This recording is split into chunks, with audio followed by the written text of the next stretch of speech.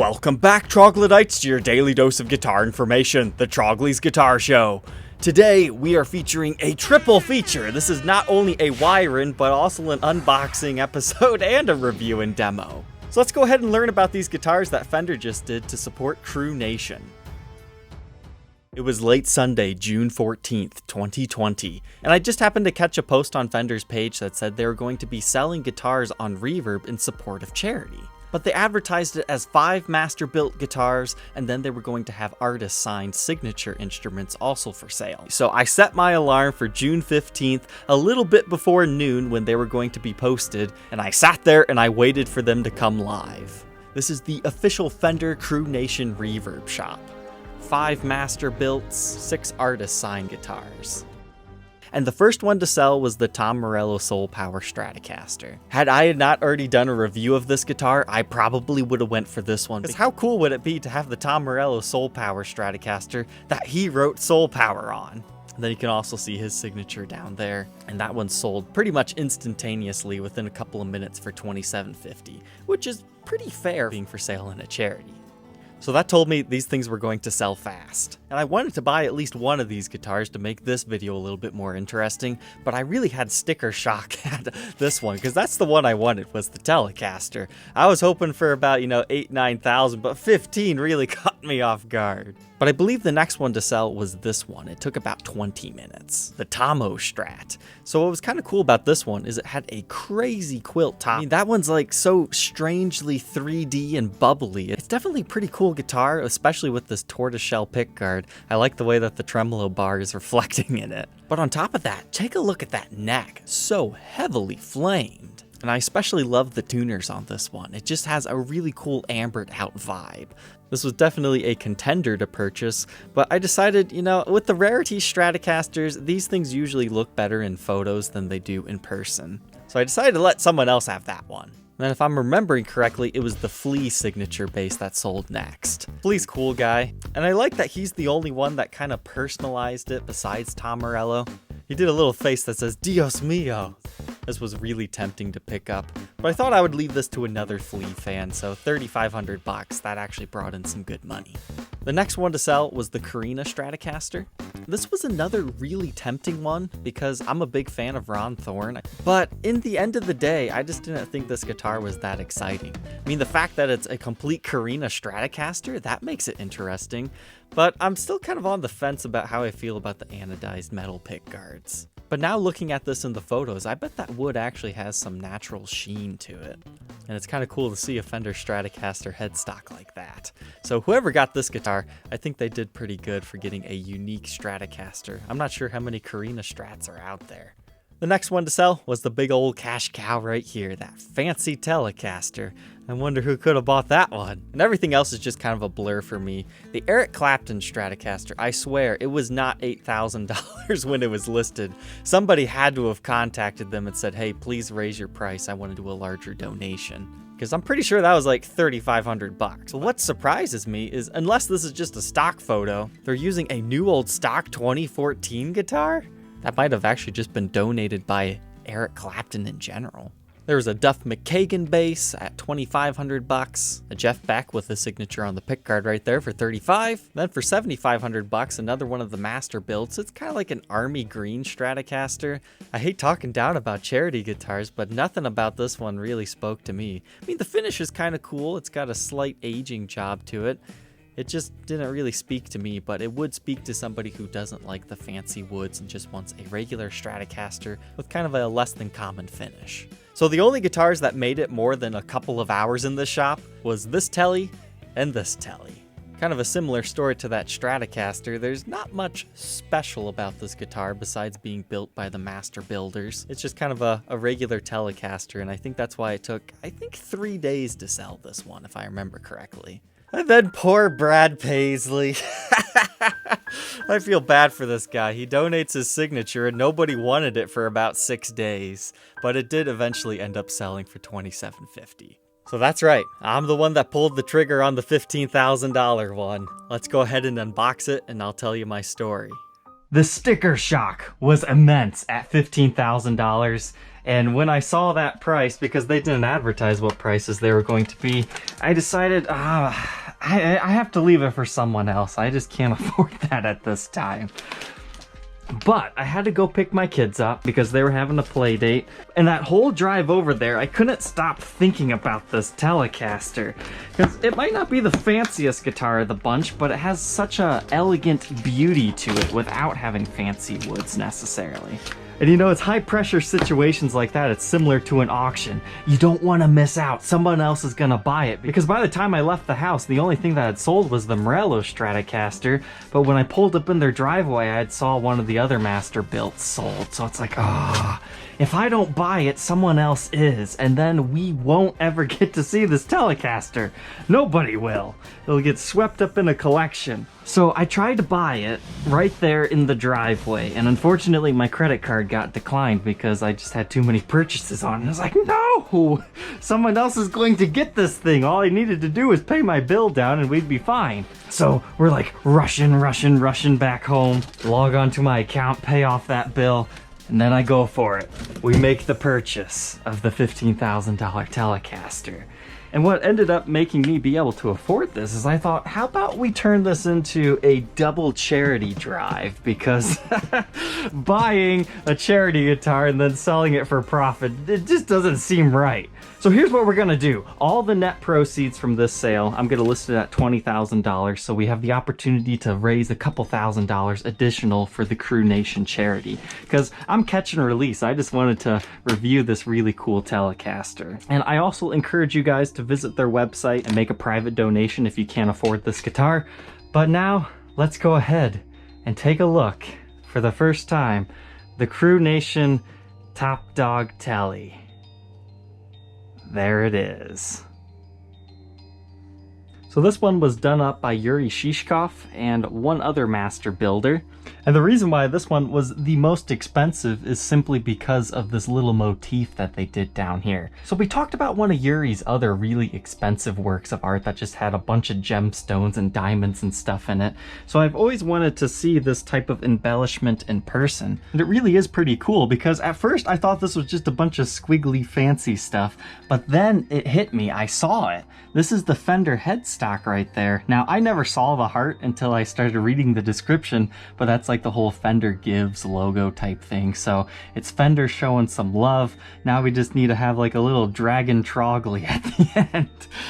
We'll just say that's what this is. It kind of looks like an Electros. But first impressions here, I was not expecting a satin finish. I was imagining this would be like a fully highly gloss super thing, but unfortunately no, it's just kind of a satin finish here. I wonder if they decided to do that because it makes it less risky for like finish checking to happen and shipping. And honestly, I prefer a satin finish anyways for playing. This is kind of an interesting neck. It's heavily bird's-eyed, but this half is flamed, even though it's just the same piece. I'm happy with that movement. I was not expecting all of that.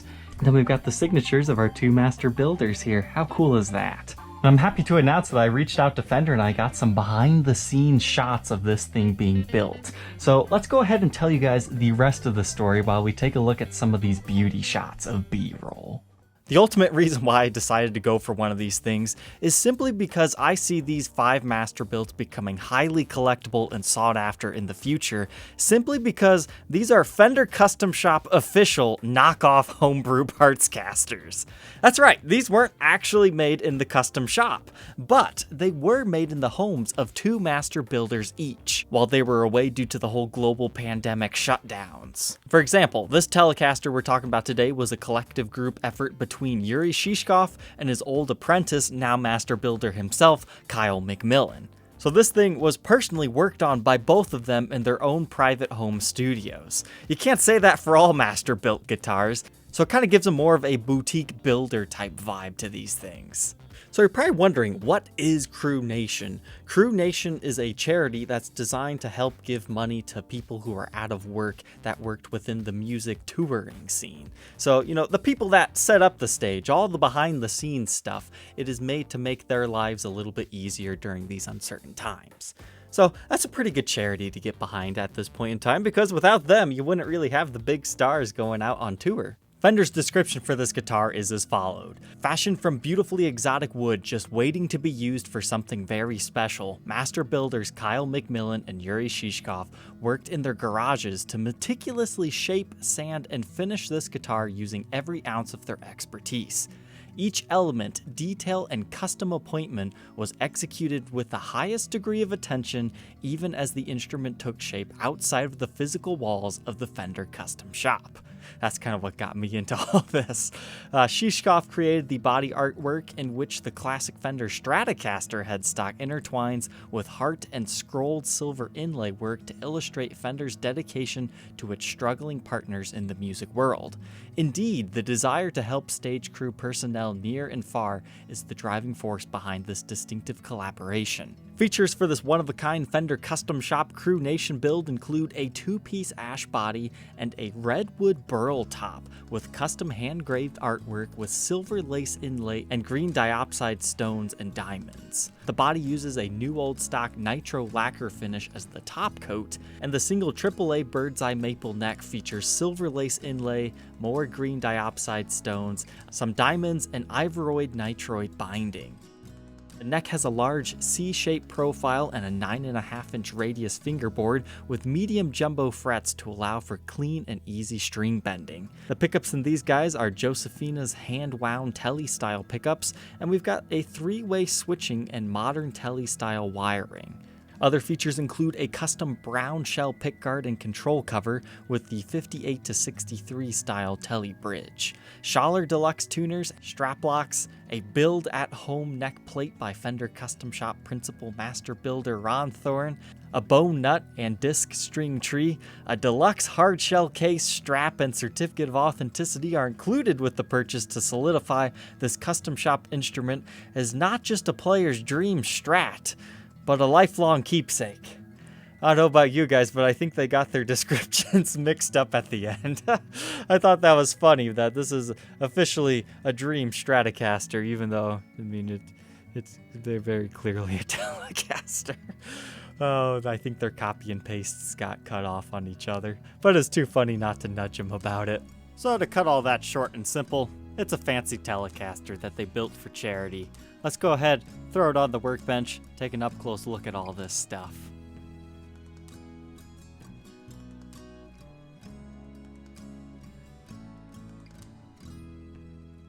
Inside the dual Masterbuilt Telecaster. I thought about not taking this thing apart because we already had that photo that showed us the inside control cavities, but I am glad I did because we found a few things in here. So here on the bench, you can actually see how the wood grain kind of absorbs some of that outer layer top coat. I really wish that at least the top would have been polished into a high gloss. I think that would have really transformed the look of this one. But here we can see our 3 diopside stones. They're basically just little green gemstones. They're not like crazy expensive, but they're expensive enough to be like, oh, okay.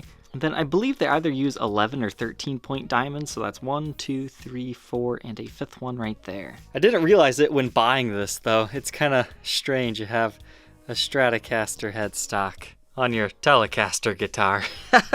I guess that's more closely associated to Fender though, so it all makes sense, and you get the heart as we've been talking about. But nice book-matched burl top here. I'm not a huge fan of burl, but to me this just looks like a cowboy's guitar, like the cowboy tanned hide boots or something like that. And I think that's why a lot of the comments were saying, you know, due to my age, I like this guitar on the initial Instagram release of this guitar. It's just kind of cool. But take a look at our control cavity here. Normally Telecasters have that long plate. This does not. This actually has like a Les Paul style switch right here. So instead of going up and down, you're going left to right. So that's kind of a nice touch for me, but maybe not so much for a Fender lover. But take a close look at these knobs. They're kind of interesting. It just has the Fender Custom Shop logo on them. It's kind of like a pointer. But the pickups in here are hand wound by Josefina. You can see her signature right there and the date that she completed it, 5/7/20. That's the bridge pickup. And then our neck pickup, it's kind of hard to see, but you can see right there it's also signed by her and dated. But I was really curious to find out what this green stuff was in this neck pickup cavity, because in the photos you can just barely see it. But it just ended up being like a green felt lining that you would use on like a pool table. But then I got sad because, oh my goodness, did they cover over the Yuriy stamp? Because we've got the Kyle McMillin stamp right here. But just look at how thin that felt lining is. You can actually still see the Yuriy Shishkov stamp. So that's kind of cool. And there's a closer look at that pickup there. You can see her signature, Josephina, once again, and our date over here, 5/7/20. And that pickup just secures by using these little rubber grommet things. And this pickup secures to that base plate like normal, and then you got 4 screws right there securing that to the body. I think the whole point of that felt lining is to make it reflect off the gold pickup cover on the sides, so it kind of matches those diopside stones. Oh, kind of a cool little touch. I had never seen that before. Maybe that's something they do quite often, but remember, this is my first Masterbuilt I've ever actually touched. And this is a string-through Telecaster here. So I'm curious what you guys think. Should this have ever had a pick guard or not? You know, I was kind of thinking it would look weird without it, and it kind of does, because normally a Telecaster pick guard, you know, encompasses this entire thing. So even this technically looks weird, but without it, I think it actually looks pretty good. But now I know why they put a small pick guard on there. There's a little part on the body that didn't want to take the finish. But here's what the pickguard looks like, and I'm super glad I took this off because I never thought about this. You see how this is nice and reflective? Not all tortoise shell-like pickguards will look like that. And the way that they achieve that effect is it looks like they put a little reflective surface on the back, kind of like shielding, but I don't think this is trying to shield anything off, it's just trying to reflect that, so that's kind of cool. And now our bridge cover. This thing's so fancy. I'm not sure, do they order this in or do they custom etch and engrave them themselves? That's not something I'm quite familiar with. I mean, by the looks of it, I would guess they order it, but I could be wrong. Now this is one of those guitars that you just kind of leave it on there. It adds to the mystique of this instrument. Our pickups in this one, about 6 in the bridge pickup, and in our neck position, wow, a lot hotter, 7.5. Middle, just for fun, you're about 3.4. So we've got a 2-piece redwood burl top. You don't see that too often on a Telecaster, on top of a 2-piece ash body. And then our neck, once again, is the bird's eye flamed maple. And then I truly believe that this is an ebony fretboard, but I don't remember reading that anywhere. But once again, you also have this right here. So you have another one of them gemstones and 2 diamonds at the 12th fret. So you're probably wondering, how can you play this guitar if there's a giant gemstone on it? That's what we were talking about on that last Yuriy Shishkov wiring episode. It honestly has a very flat profile to it. It does stick up a little bit, but in my experience of playing this, even if you're pushing down trying to touch these gemstones, you can't actually get them. So it does not affect playability at all. It's just kind of a fancy little thing here.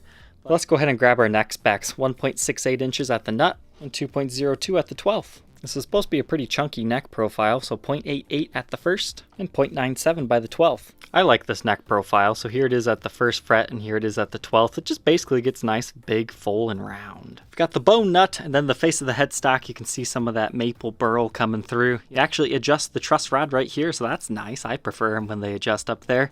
And then this silkscreen logo. Unfortunately, you can see that outline. That's just kind of a Fender thing. I think it looks a little bit cheesy when you have a satin finish, though. That was something that kind of caught me a little bit off guard, but it's just kind of a Fender historic thing. And then I would have preferred the more vintage style tuners on this one, but this is the modern style that you just wrap it around the post the entire way. Let's just take a second to appreciate the binding. It looks like we have abalone dot inlays on the side, so that really helps make this guitar look fancy even though you don't have a bunch of inlays on here. But kind of like we saw on the Tough Dog Tele, we've got this Ivoroid binding, so it's not completely flat. You can actually see a few different ridges within it just due to the way that it's been made up. That's a super fancy feature right here. Moving on to the back, you can see once again the 2-piece ash body, lots of rings. That's what I like to see. I'm a ring guy.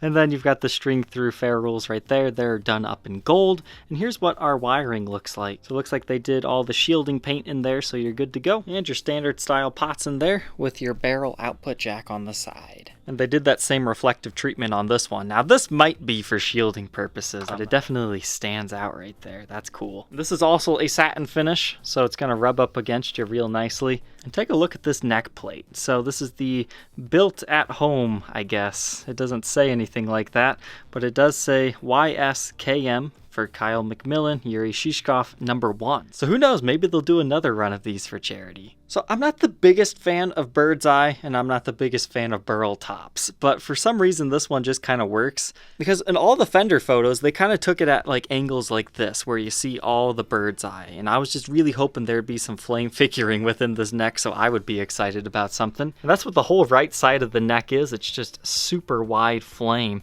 and it definitely moves quite a bit. So it's kind of like the best of both worlds all in a single piece maple neck. Then that might actually be an ebony skunk stripe or a really, really, really dark walnut one.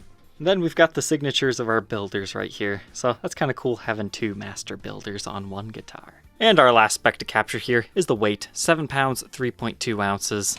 So let's go ahead and plug this natural majestic beauty in and hear how it sounds.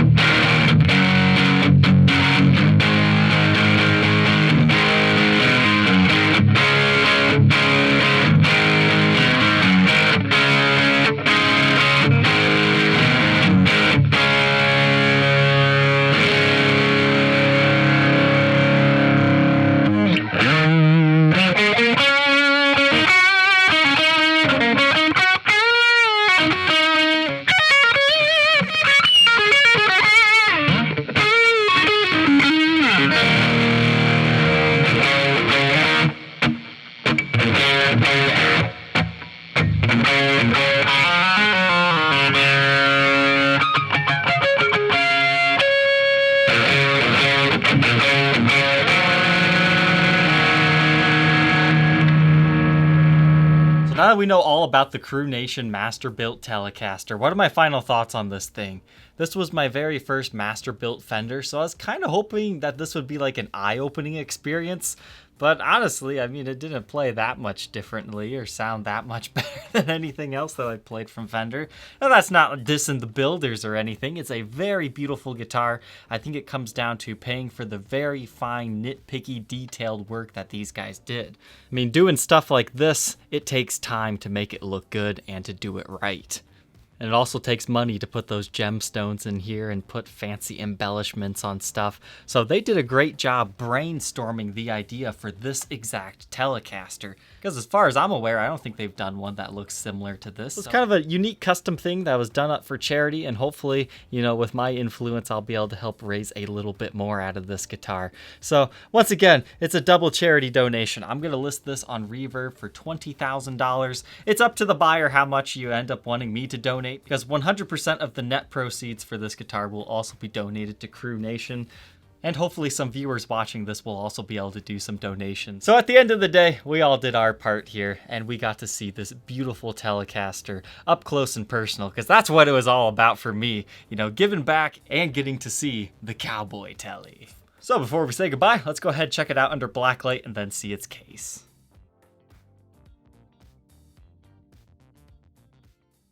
Looks like this one glows pretty good, mainly because it's a satin finish here, and I guess the outside layer is nitro, so I guess you could potentially get some finish checking in this as it gets aged. But if I understand things correctly, the undercoat is still poly. At least that's the way the description makes it seem. But no funny business going on this one, just a nice glow. So let's go ahead and check out the Custom Shop case and case candy. Pretty standard case here. I think it would have been cool if they would have done something limited edition for these, but just one locking latch here, another one over here, a clasp, and a handle here. And inside, beautiful red interior. I love these red interiors for the B-roll shots. They just seem to work really well. You've got the Fender Custom Shop embroidered on there. Then the case candy, there's not a lot, but there is some. So starting off, you get some Fender picks, a Custom Shop decal, and it looks like your warranty information. You get the standard Fender Custom Shop strap. These are actually pretty nice. A catalog to order your next custom guitar. That'd be kind of cool to spec out our own custom Stratocaster or Telecaster, Jazzmaster, whatever you want. Maybe that can be an idea for another day. But the certificate of authenticity reads Fender Crew Nation Tele. They didn't actually put the serial number on it. I believe that's just 1. But here's the big reason why I think these things will be collectible in the future. The whole 2020 COVID-19 thing. I think that all depends on if this is an ongoing thing or just a big thing for the history books for a year or two. But I could see people wanting the COVID Tele. Troglodytes, thank you for tuning in to today's episode of the Masterbuilt Yuriy Shishkov Kyle McMillin Telecaster. Done up for Crew Nation. Again, you can check out the link in the description to see this guy for sale on Reverb. 100% of the net proceeds will go to Crew Nation as well. Thanks for watching, and we'll see you next time. Take care.